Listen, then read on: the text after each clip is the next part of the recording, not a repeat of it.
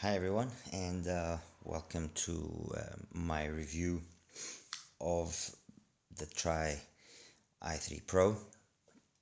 And what I've done is I've actually taken three other IEMs, which, or let's put it, following kind of the same technology, not 100% the same thing, but kind of the same philosophy of build and added them to this equation. The first one here to my left is the BQEYZ Summer, a tribrid, but this one using a 13mm dynamic driver, which I believe is a mix, diaphragm mixed with LCP, a 5-layer piezo, and a single BA.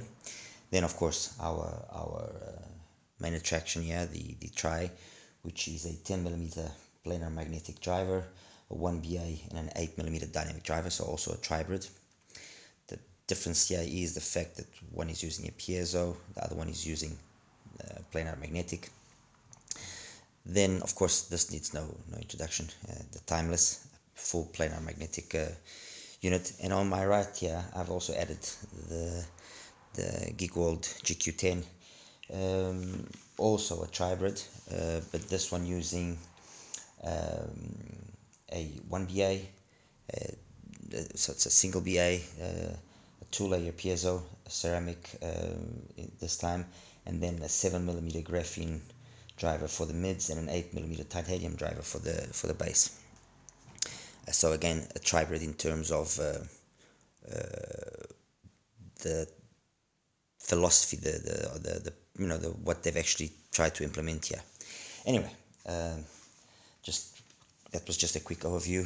I'll just quickly show you the box for the Tri. Very much a box following on the usual that K-Beer, since Tri is basically the top of the line K-Beer product. Simple box. Brings loads of tips, as you can see. Simple affair. Nothing. I mean, it's got I guess good quality accessories for the price. The level of the accessories being offered is acceptable. Brings a very nice kind of leather type of case, and a two-pin cable, 8-core, 5N OFC, oxygen-free cable, oxygen-free copper, sorry. Again, a cable which you can actually also buy independently. So in terms of cable and case and tips, it's fine. It's well thought out, and the accessories they give are pretty decent.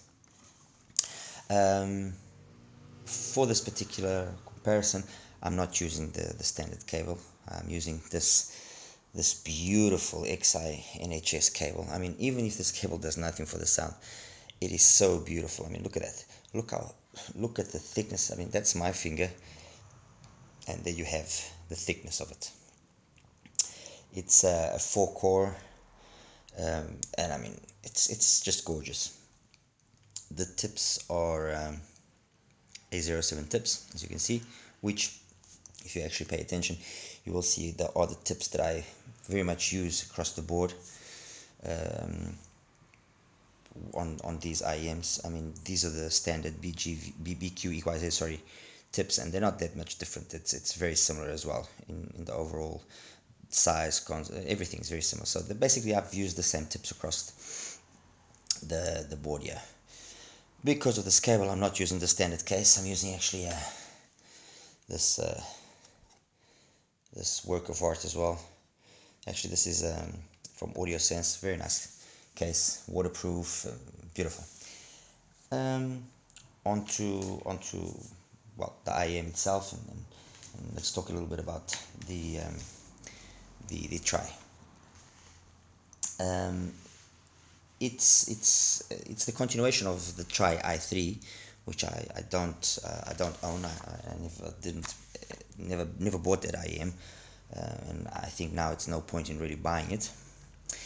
And basically, from what I was able to understand, the Pro has just taken the i3, reduced the size, and improved and polished up the sound signature by making the mid smoother and the treble a little bit more pleasant as well.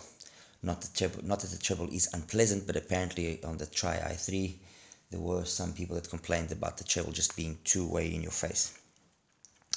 The shell is the all metal alloy shell. It's smaller than the original. It's got those, let me see if I could actually show, it's got those venting holes there, so this makes it kind of a semi-open back fair, which the translation of that means basically that isolation is not the best. Fit in my case is perfect, it fits perfectly.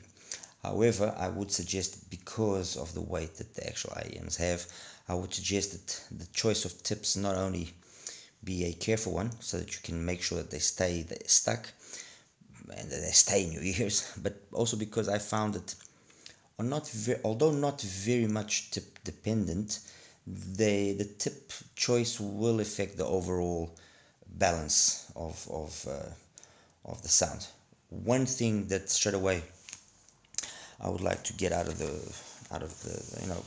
make sure that it's understood is that this needs an amp to reach its full potential. You don't amplify this, you don't give this thing some power, and you are going to be thoroughly disappointed because everything just falls apart. The highs are not planar highs. The mids just sound flat and lifeless. Everything just doesn't make sense. And if we are talking about an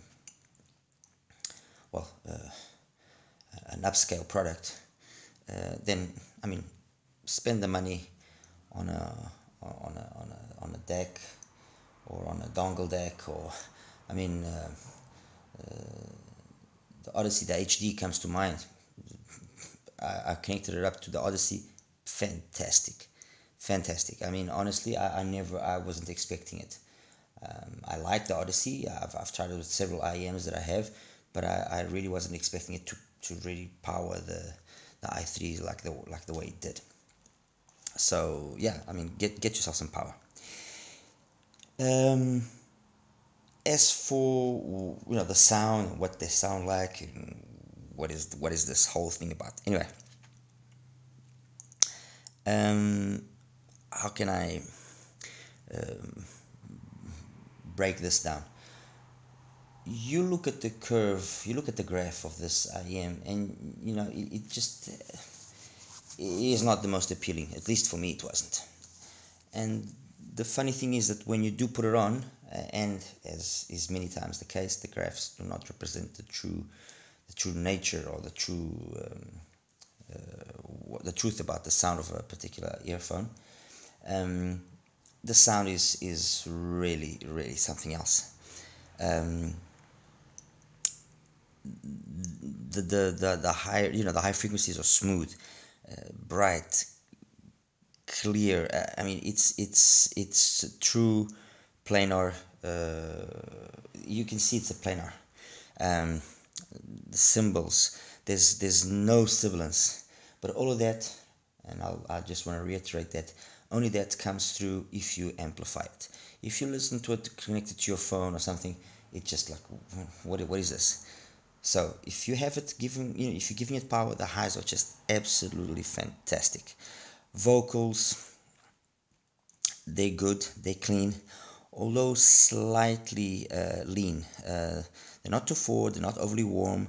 It's just that because the main focus of this in the lower frequencies is on the sub bass, and it's somewhat thin on the mid bass, the vocals are slightly thin in certain instances.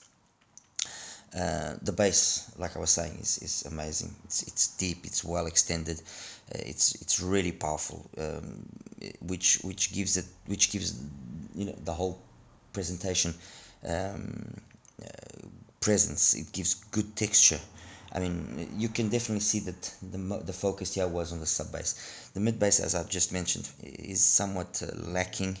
there could be a little bit more mid bass to first of all actually counteract the thinness that the mids in sometimes sometimes have, and ultimately the timbre also is penalized by that.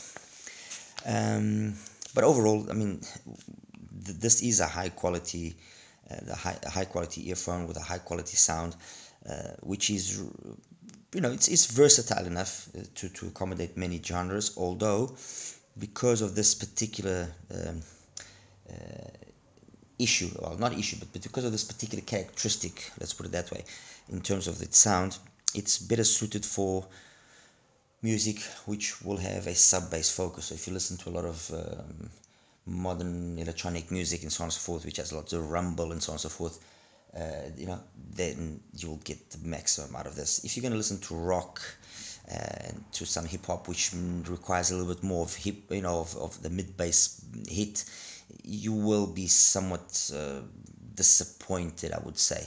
You just feel that something is lacking. Okay, fair enough, you could equalize it and so on and so forth, but I mean, those of you that have been listening to me and that know me, I only really resort to equalizing when it's the only way possible. I believe that the products should be, well, the products are tuned according to what the engineer that designed them wanted to tune them to. But if you're gonna do any sort of alteration more to your taste, I prefer it to be an alteration in a physical manner. That's why sometimes I put those vent filters and I change a little bit, a few things here and there, and the nozzle filters as well, because I want the actual whole signature to be more of a permanent change to it, instead of just something that when you're listening to music you equalize it and so on and so forth. But anyway, that's just my it's a little bit of a rant of mine anyway. So as I was saying, it will be more suited for modern style music, in my opinion. Then perhaps if you listen to more rock, classical music as well will sound very, very good on them. One thing which obviously is very much noticeable here is that the drivers are very well matched together, which is something that, for example, on the Geekwold you don't see. But I'll get to that just now. And this close matching of the drivers and how they work coherently together, obviously, like I said, makes for a very high quality sounding earphone, and which is very satisfying to listen to. That's the reality. I mean, the soundstage is huge. It's big. It's airy. It's wide, height, everything. It's like, it reminds me a lot of what the Timeless reminded me the first time I put them on. And mind you, my experience with planars was zero. I had no experience. I'd listened to a few piezos before, same for DT6 and the GQ, like I mentioned, and now the BQEYZ. But it was a technology which I wasn't very acquainted to piezos. Neither was I acquainted to planar magnetic drivers, so I didn't really know what to expect. And when I put the Timeless on the first time, I was like, oh my god, what is this? Am I in a, I felt like I was in a Roman arena. That's how I felt. As I was saying, soundstage is perfect. Imaging is more than adequate for the price. Would I have liked to maybe have seen a little bit more? Yeah, perhaps yes. I think sometimes, but I guess it's just basically down to the fact that you have that slight lack of mid bass, which ultimately I guess will affect the imaging as well. Compared to the rest here, I mean, the BQEYZ, the summer, it's a continuation of something which BQEYZ started with the Spring 1 and Spring 2. The difference was that the Spring 1 had a 7-layer piezo, the Spring 2 had a 9-layer, and this one has a 5-layer. And they also changed, obviously, the metal shell to a resin shell, as you can see. And what they basically did was take some of the characteristics that we had in the Spring 1 and Spring 2 and try to reach a common point here in the summer.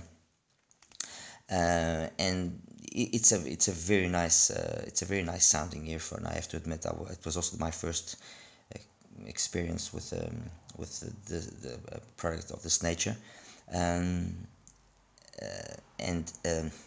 I mean, the piezo, when properly executed, and in that aspect, yes, the treble in the GQ is very good. It's just the marriage between the drivers, yeah, is not the most perfect. While here we don't have that. So the highs here are amazing. They're very clean as well. They are a little bit well, I'll get into the comparison just now. Just quickly continue giving you an overview on the summer. They're very clean. The mids are slightly recessed because of the V-shaped signature that this summer has.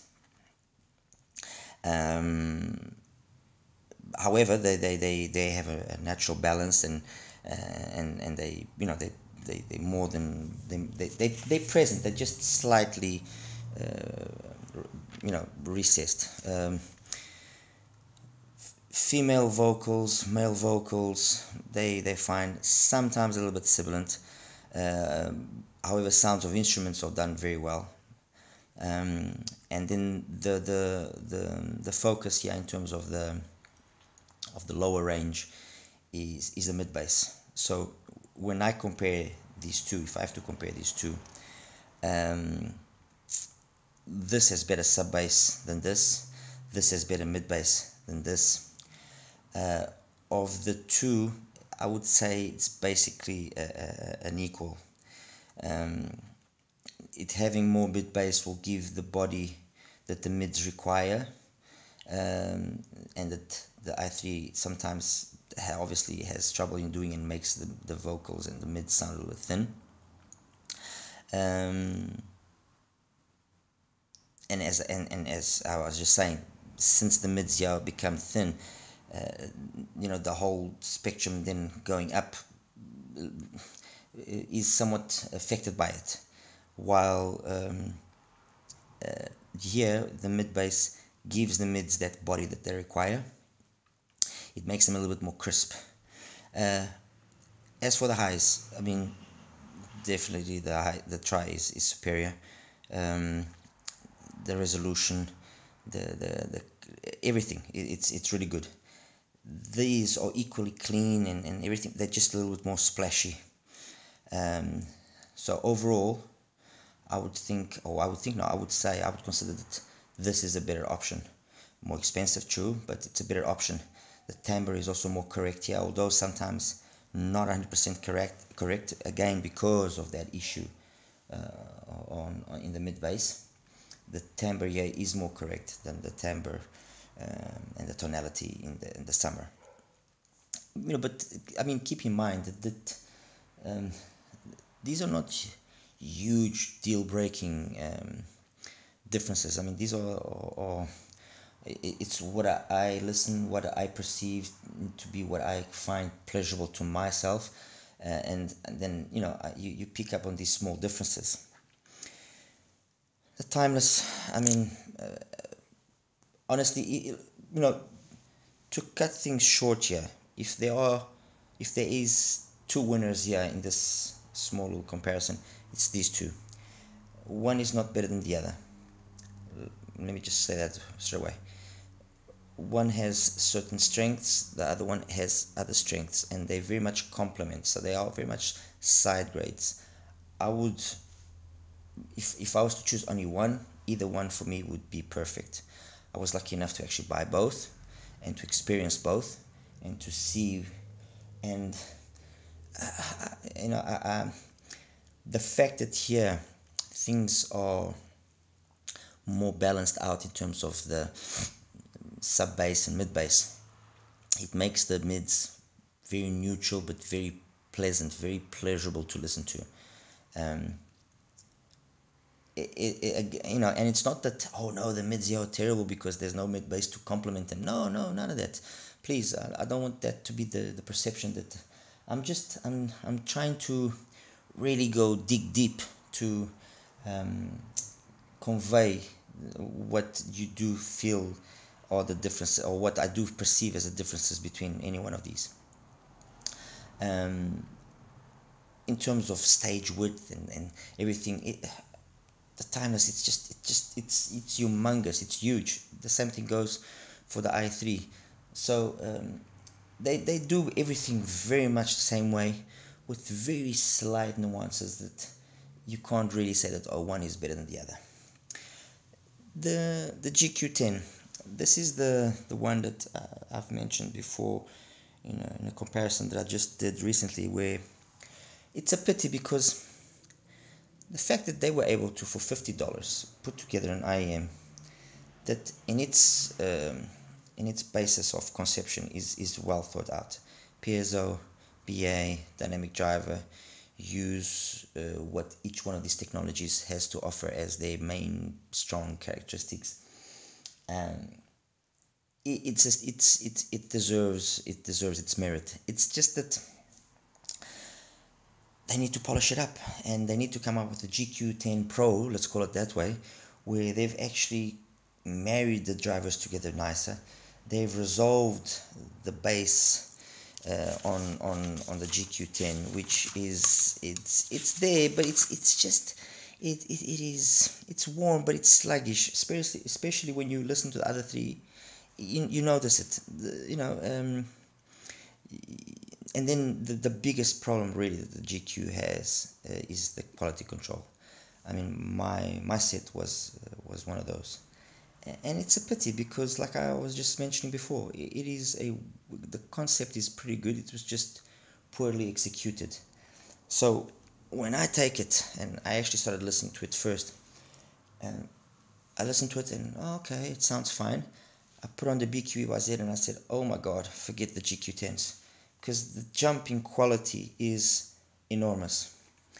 And then when I put on the i3s and the timeless, there again was another jump.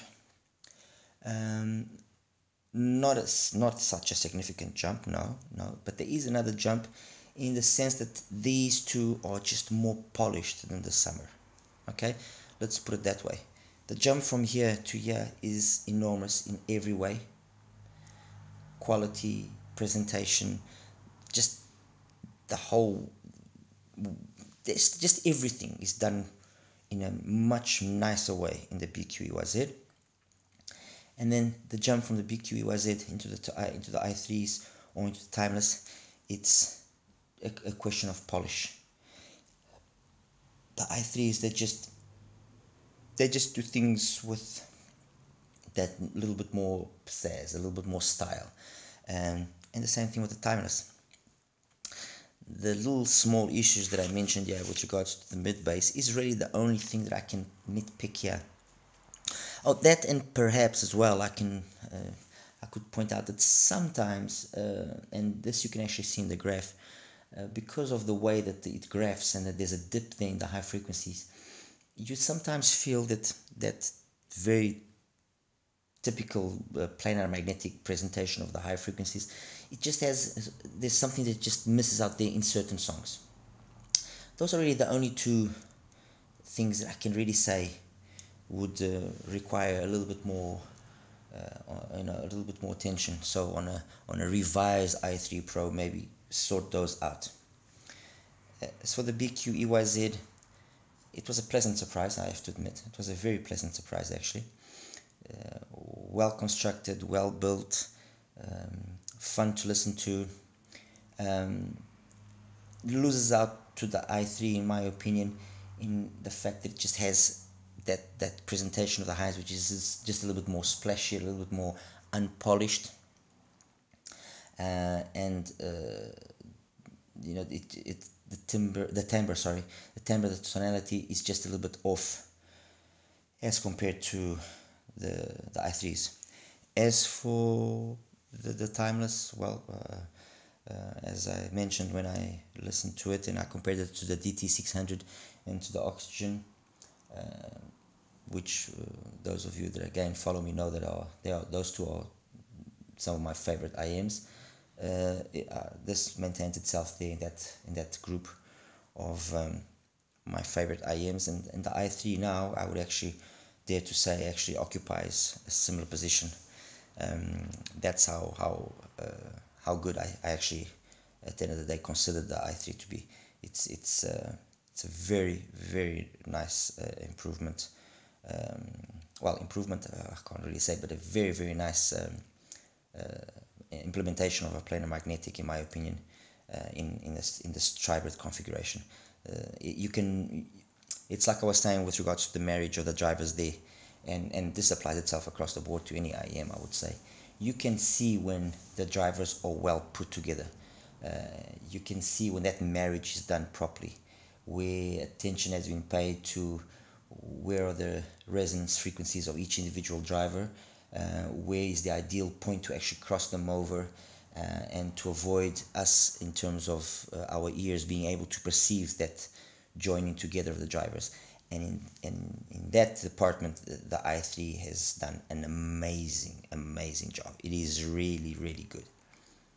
And yeah, that's it. Well, hope you guys liked my little take here on well, the Tri i3 was the main object of the conversation, but ended up talking about 3 others, and I hope I wasn't too boring. Anyway, thank you guys. Take care. Bye bye.